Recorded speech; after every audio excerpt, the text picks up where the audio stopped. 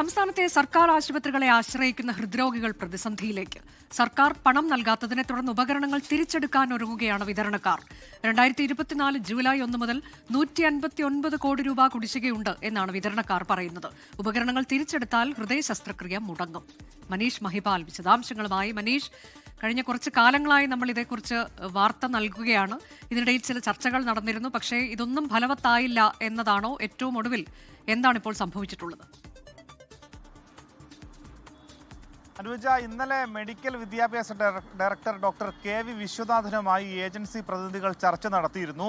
ഇന്ന്, അതായത് ഒക്ടോബർ 5 വരെയായിരുന്നു സമയം നൽകിയിരുന്നത്. കുടിശ്ശിക ഇനത്തിൽ തിരുവനന്തപുരം മെഡിക്കൽ കോളേജ് ഉൾപ്പെടെ കോഴിക്കോട് മെഡിക്കൽ കോളേജ് ഉൾപ്പെടെ നൽകാനുള്ള 158 അതായത് ഏകദേശം 159 കോടി രൂപ കഴിഞ്ഞ വർഷം മുതൽ തന്നെ, ജൂലൈ മുതൽ തന്നെ നൽകാനുണ്ട്. ഈ ഇനത്തിലുള്ള പണം ഒക്ടോബർ 5 തിരികെ നൽകണം.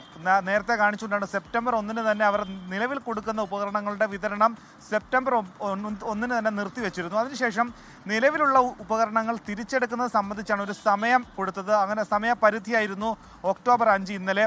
അതിനോടനുബന്ധിച്ചാണ് ഇന്നലെ ഒരു ചർച്ച നടത്തി. ഇന്നലത്തെ ചർച്ചയിൽ നിലവിൽ 5 കോടി രൂപ കോഴിക്കോട് തിരുവനന്തപുരം മെഡിക്കൽ കോളേജിൻ്റെ അക്കൗണ്ടിലുണ്ട്. നിലവിൽ 5 കോടി രൂപ താൽക്കാലികമായി നൽകാം. അതിനുശേഷം പിന്നീടുള്ള തുക ഗഡുക്കളായി നൽകാമെന്ന തീരുമാനമായിരുന്നു ഇന്നലെ സർക്കാർ പ്രതിനിധി എന്ന രീതിയിൽ മെഡിക്കൽ വിഭാഗത്തിൻ്റെ നിന്നും KV വിശ്വനാഥ് അവിടെ അറിയിച്ചത്. പക്ഷേ അത്തരത്തിൽ 10% നിലവിൽ ലഭിക്കാനുള്ളതിൻ്റെ 10% പോലും ലഭിച്ചില്ല എങ്കിൽ, ലഭിക്കാത്ത സാഹചര്യത്തിൽ നിലവിൽ ഇത്തരത്തിൽ ഉപകരണങ്ങൾ തിരിച്ചെടുക്കാൻ തന്നെയാണ് തീരുമാനം. അങ്ങനെയാണെങ്കിൽ ആൻജിയോഗ്രാം, ആൻജിയോപ്ലാസ്റ്റി അടക്കമുള്ള ഉപകരണങ്ങൾ ഇല്ലാതാകുന്നതോടെ ഹൃദയ ചികിത്സ, ഹൃദയ സംബന്ധമായിട്ടുള്ള ശസ്ത്രക്രിയ അടക്കമുള്ള കാര്യങ്ങൾ നാളെ മുതൽ തന്നെ വലിയ പ്രതിസന്ധിയിലേക്കാകും. നിലവിൽ HLL നിന്നും സർക്കാർ ഈ രീതിയിൽ ഉപകരണങ്ങൾ മുഴുവനായി വാങ്ങാൻ HLL സമീപിച്ചിരുന്നു. പക്ഷേ HLL നിലവിൽ ഏജൻസികളിൽ നിന്നും വാങ്ങുന്നതിന് ഒരു ഉപകരണത്തിന് 1000 രൂപയോളം കൂടുതൽ വരും HLL നിന്ന് വാങ്ങുമ്പോൾ. അതുപോലെ തന്നെ HLL നിന്ന് വാങ്ങുന്ന ഉപകരണങ്ങൾക്ക് നിലവിൽ അത് ബാധ്യതയായി വാങ്ങുമ്പോൾ തിരിച്ചടച്ചില്ലെങ്കിൽ അതിന് പലിശ ഇനത്തിൽ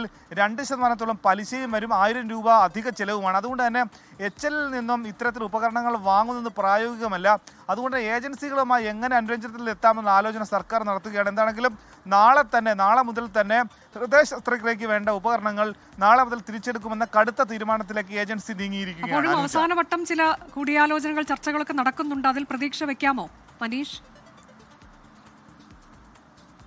അനുജ, തിരുവനന്തപുരം മെഡിക്കൽ കോളേജിലെ കാർഡിയോളജി വിഭാഗം മേധാവിയാണ് പ്രിൻസിപ്പലിന് കൊടുത്ത കത്തിൽ ഏറ്റവും ഗുരുതരമായിട്ടുള്ള കാര്യങ്ങളായിരുന്നു പറഞ്ഞത്. അതായത് നിലവിലുള്ള ഉപകരണങ്ങൾ തന്നെ തികയുന്നില്ല. അത്തരമൊരു സാഹചര്യത്തിൽ ഉപകരണ വിതരണം നിലച്ചാലോ ഇനിയുള്ള ഉപകരണങ്ങൾ മാറ്റുകയാണെങ്കിലോ, പ്രത്യേകിച്ചും കേരളത്തിൽ ഏറ്റവും കൂടുതൽ ഹൃദയ ശസ്ത്രക്രിയ നടക്കുന്ന മെഡിക്കൽ കോളേജ് കോട്ടയം മെഡിക്കൽ കോളേജാണ്.